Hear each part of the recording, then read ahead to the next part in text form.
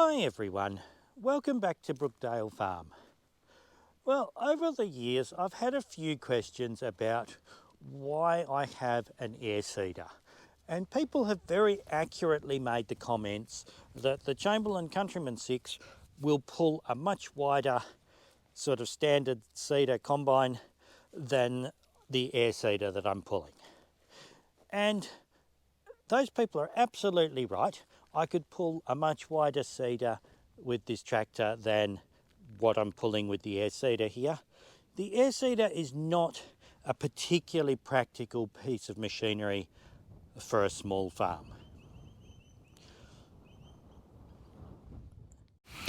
So I used to use a fairly standard combine seeder. This was the first seeder here in this photo that I actually owned myself. Before that I was borrowing seeders from people. And I covered a lot of ground with this one, and these are actually, this style of seeder is a very good seeder. There is nothing wrong with them on the small farm. This one had covered an awful lot of ground on a medium-sized farm before I got it. Probably including working this property under one of the previous owners. It doesn't take much power at all to pull them, but also they don't dig in our ground very well.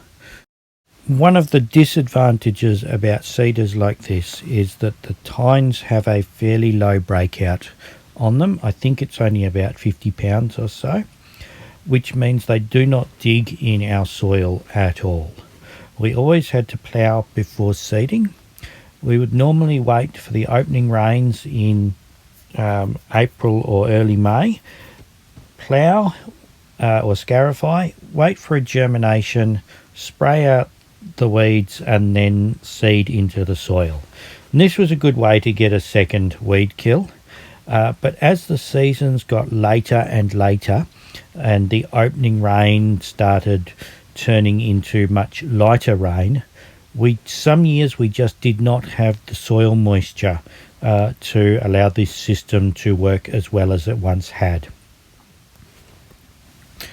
On the plus side, you can pick up these old seeders in reasonably good condition really cheap, because a lot of the bigger farms still have one sitting in their rubbish pile or on the edge of their rubbish pile, and it doesn't take much to get them working again as long as they're not all rusted out. So this is the Scarifier that I used to borrow to plough before I did my seeding.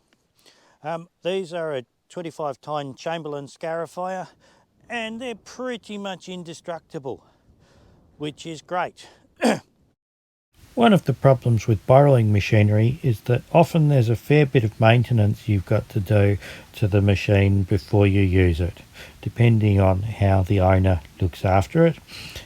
So I often had to spend a fair bit of time on this one every time I borrowed it before seeding. But it was great that it was such an indestructible machine, so there wasn't too much that went wrong with it.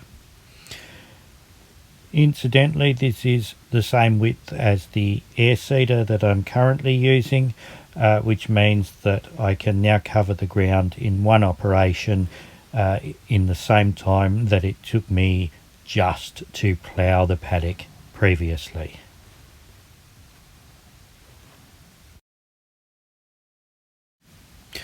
Before I bought the Chamberlain Countryman 6, I was also borrowing a tractor to pull the Scarifier with. This is a tandem Chamberlain. It has two C670s joined together. And this was an almighty tractor, but by the time this photo was taken, it was pretty much worn out. This is actually the last time that I borrowed it, and I think I put 5 litres of oil in the rear engine for every 20 acres that I was ploughing with it. But when it was running, this would pull just about anything, and it was pretty hard to get it bogged because the wheels are so far apart that often you had at least one set of wheels on solid ground. Before I got my own seeder, I also used this a couple of times. This is a 40 run shearer wide seed cedar, and the poor little Fordson would pull this. We were down in first and second gear, but it pulled it fine up and down the hills. It was slow going, but that was an amazing little tractor.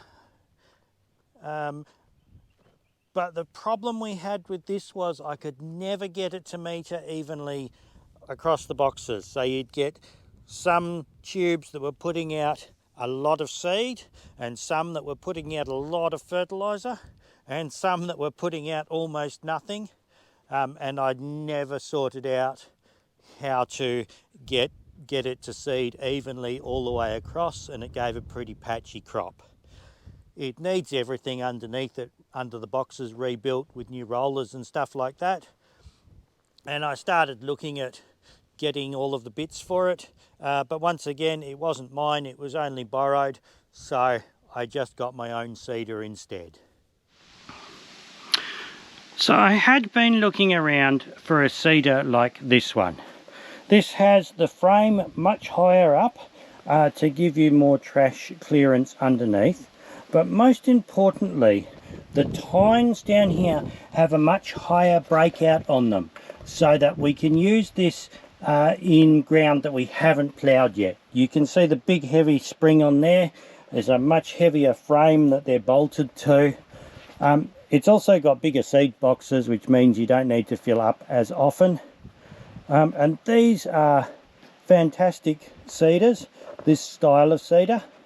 But I just couldn't find anything local. And the ones that I did find, they were a long way away, but also they were very expensive. This one also has a set of prickle harrows on the back instead of press wheels. There's a whole variety of different things you can use instead of press wheels. But yeah, these cedars, they're fantastic. I would love to have had something like this. The other problem I had was that I didn't have a tractor that was big enough to pull this. So I would have needed to either borrow a tractor or buy another tractor, which I was looking at doing anyway, and hasn't happened yet. So why did I end up buying this particular air seeder? One reason was that it was quite close and I could go and tow it home fairly easily. It was also one of the cheapest cedars I had come across that was going to do the job that I needed it to do. The other thing is, the bar is actually a 40-foot wide bar. But by taking out 4 pins and dropping the wings off, I could very easily turn it into something that I could use straight away. Now, at the time, I was also looking for bigger tractors with the intention of being able to put the bar back together and use it, probably not as a 40-foot bar, that's a little bit big for around here, but you can change the size. There's a couple of adjustments on it, which means you can actually split each wing in half and fairly easily turn it into a 30-foot bar, which would be ideal. I was also hoping at the time that I was going to be able to lease a bit more land, and unfortunately that's never happened. There's a couple of bits of land around here which really aren't being used, but the owners keep thinking they're going to do something with it, so they've never actually leased it out to anyone. So I had hoped to be cropping a lot more than I was, or I am, and that made this bar quite versatile because I could fairly easily tailor it to what I needed. So if you're a small farmer, probably the air seeder is not the right piece of gear for you, and I'm not sure if I would go for one again. Probably I would, just because there's certain things about it that do make it quite convenient. I always find filling the boxes a real nuisance. That's one of the things that slows me down. The old cedar would hold, I think, 300 kilos of oats, which is enough for 3.5 hectares depending on your seeding rate. Just a little bit under 3 hectares if you're planting a hay crop. This one holds a tonne, which is enough for 11-ish hectares or 9-ish hectares if you're planting a hay crop. I can drop bulker bags straight into it with the front end loader. It just makes all of that stuff so much quicker and easier. The tines will dig in just about any soil that we have around here. They'll even dig through fairly hard rock.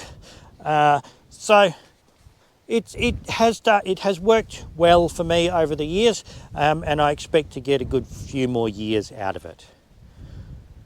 Anyway, I hope you found this little video useful. Thanks very much for watching, and I hope to see you again next time.